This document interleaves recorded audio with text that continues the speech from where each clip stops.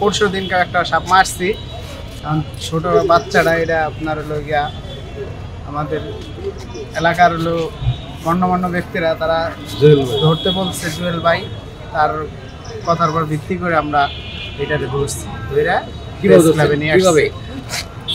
সামনে ভাত দিয়ে ধরা হয়েছে, আপনার হলো গিয়া সামনে একটা ইয়ার মতন দিয়ে আপনার তোয়ালের মতন ফেলে দিয়ে পরে টান দিয়ে ল্যাঞ্জা ধরে পাতলের ভিতরে ভরে ফেলছে। আপনি কি জানেন যে এই বয়স্ক সাপ আর এই ছোট সাপ এই দুই সাপেরই বিষ একই রকম? জি জি, এটা তো আপনার মৃত্যুর একটা ঝুঁকি হইতো। জি ওই যে তোয়ালেটা দিয়ে নিচ্ছি। আপনি কি যে 50,000 টাকা পাবো এই চিন্তা করে কি এই সাপটা তাজা ধরার চিন্তা করছেন? জি না জি না, আপনার হলো গিয়ে আপনার জুয়েল ভাই নির্দেশনা অনুযায়ী হলো গিয়ে আপনার হলো গিয়ে এটা ধরছে যে মানে আপনার ফরিদপুরের নেতাকর্মীরা এরা পুরস্কৃত করবে, এরপর ভিত্তি করে আর কি আমি সবটা রিস্ক নিয়ে ধরছি।